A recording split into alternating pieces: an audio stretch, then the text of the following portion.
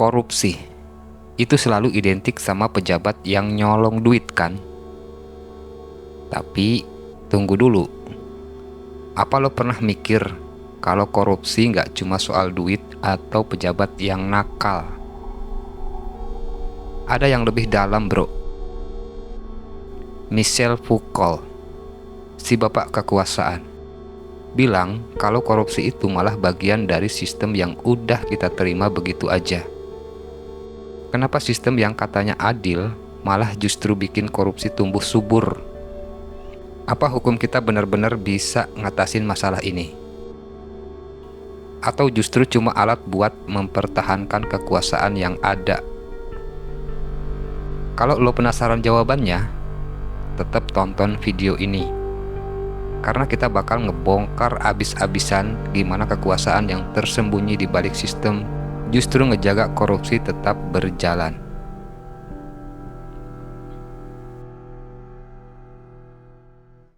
Gini, Foucault bilang kalau kekuasaan itu nggak cuma ada di puncak, nggak cuma di tangan presiden atau pejabat gede-gede, tapi dia ada di setiap level kehidupan kita. Kekuasaan tuh ada di mana-mana, bro. Dari yang di atas sampai yang di bawah. Jadi, korupsi di Indonesia itu bukan cuma masalah pejabat yang nyolong duit negara, tapi masalah sistem yang udah dirancang supaya yang punya kuasa terus-terusan bisa manipulasi keadaan. Bayangin aja, di Indonesia banyak banget birokrasi yang super ribet. Terus kalau lo nggak punya koneksi atau nggak bagi-bagi, lo nggak akan bisa maju. Kekuasaan itu tersebar, dan setiap orang yang ada di sistem itu, dari yang paling bawah sampai yang di atas, bisa terjebak dalam lingkaran korupsi ini.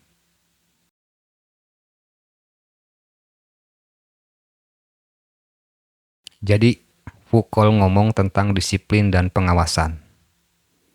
Di mana kekuasaan tuh nggak cuma ngatur lewat aturan atau hukum, tapi juga lewat norma sosial yang dibentuk.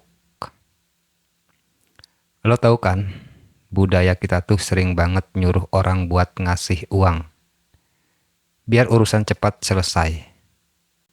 Itu contoh kecil, bro, dari normalisasi korupsi. Sejak lo kecil, lo udah diajarin kalau urusan administrasi atau apapun itu harus ada uang sampingan buat pejabat. Korupsi itu udah kayak hal yang dianggap biasa, sampai-sampai kalau lo nggak ikut-ikutan, lo malah kelihatan aneh. Nah, itu yang dimaksud Foucault dengan normalisasi.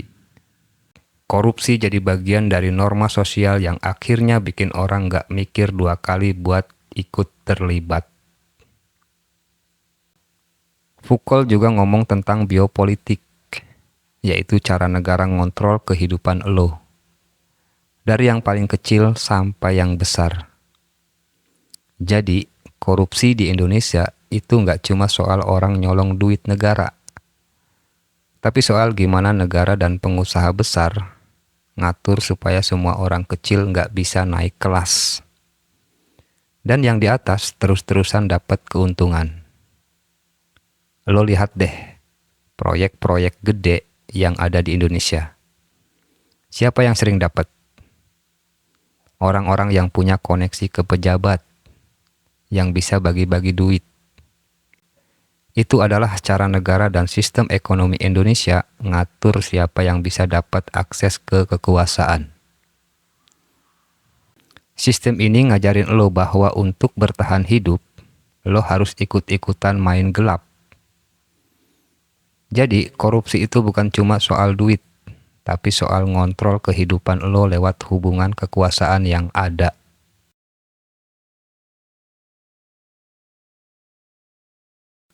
Menurut Foucault, hukum itu bukan cuma alat buat menegakkan keadilan, tapi juga buat menjaga kekuasaan.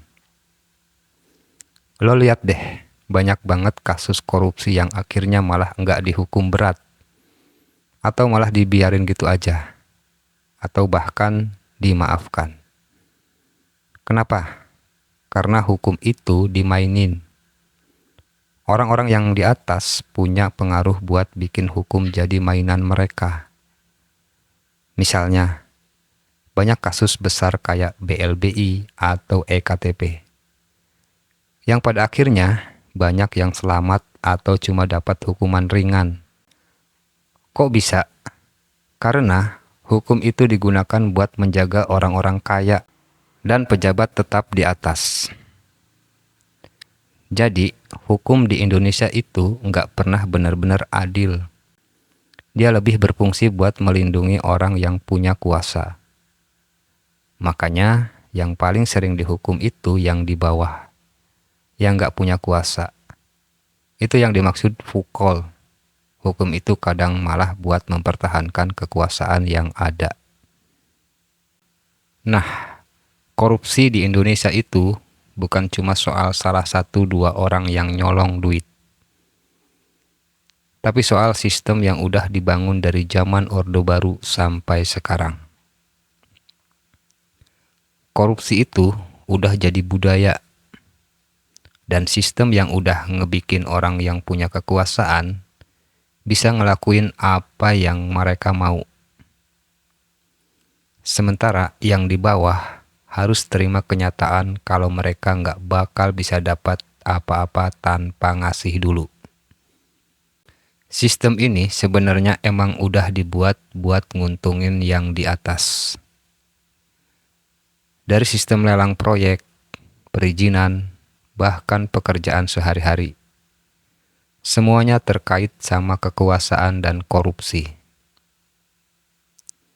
Lo nggak bisa dapat proyek gede kalau lo nggak punya koneksi.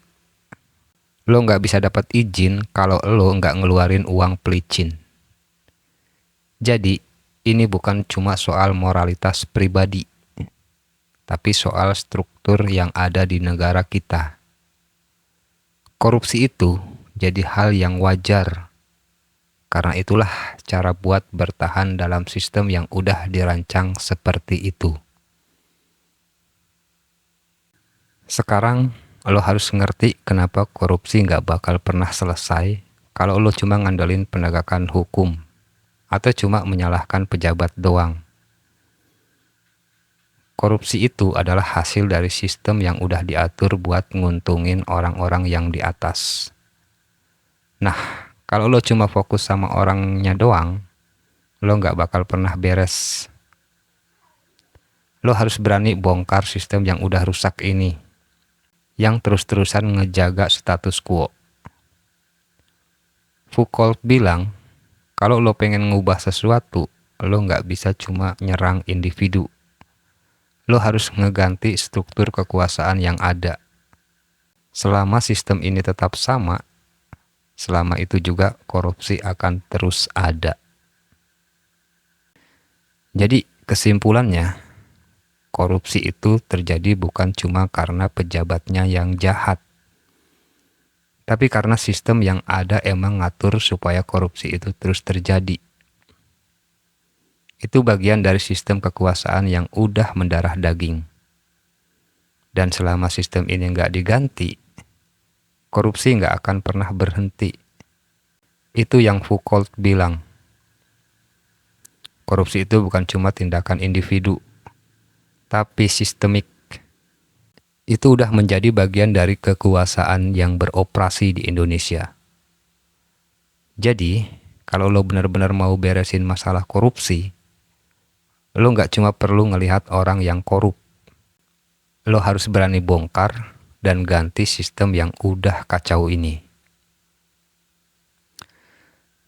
Jangan cuma jadi penonton, bro. Ayo bergerak, berjuang, dan mulai tuntut perubahan yang nyata. Karena kalau kita nggak mulai dari sekarang, ya kita bakal terus dikepung sama korupsi ini selamanya. Gitu deh, bro. Foucault udah kasih kita alat buat ngelihat masalah ini dari perspektif yang berbeda. Sekarang tinggal kita yang harus berani berubah. Kalau lo setuju, share video ini dan mulai ngomongin tentang perubahan yang sebenarnya. Jangan biarkan kekuasaan terus menindas kita semua. Terima kasih udah menonton dan sampai ketemu lagi di video berikutnya.